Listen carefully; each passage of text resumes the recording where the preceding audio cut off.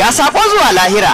Ina mai zuwa lahira ga sako na dan Allah idan ka je ko kin je ku fadawa Lord Lugard Najeriyan da ya kirkiro yanzu ta zama Naija rigima. Sannan a gaya wa Abubakar Rimi PDP da suka kirkiro yanzu ta zama People Receiving Party. Sannan ka gaya wa Nnamdi Azikiwe dimokuraɗiyyar da suka shekara da shekaru suna ginawa yanzu an rushe ta da son zuciya. Ka gaya wa Ahmadu Bello Sardauna Najeriyan da aka kashe shi a kanta yanzu yan Boko Haram sun rugurguza ta. Sannan dan Allah ka gaya wa Fela Kuti duk irin abubuwan da ya faɗa akan Obasanjo a waƙarsa sai da Obasanjo ya zama shugaban Najeriya har sau biyu.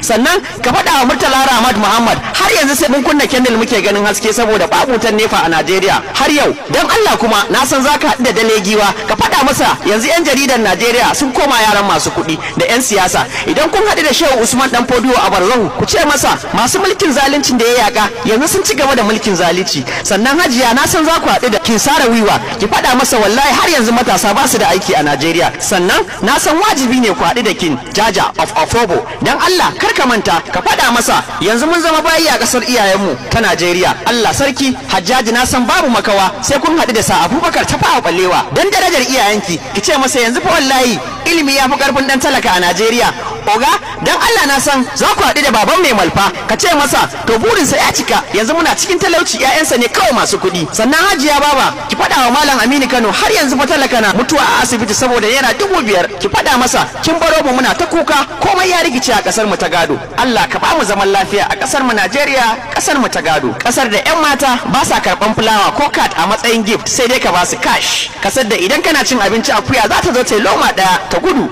Ƙasar da shugaba ke garkuwa da ɗiyan talakawa da sunan Boko Haram.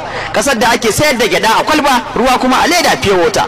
Ƙasar da iyaye suke takama kullum suna cewa lokacin suna karatu su ne ke yin na ɗaya amma yaran yanzu sai satar amsa expo. Ƙasar da direba yake shekara 20 yana aikin tuki amma ba shi da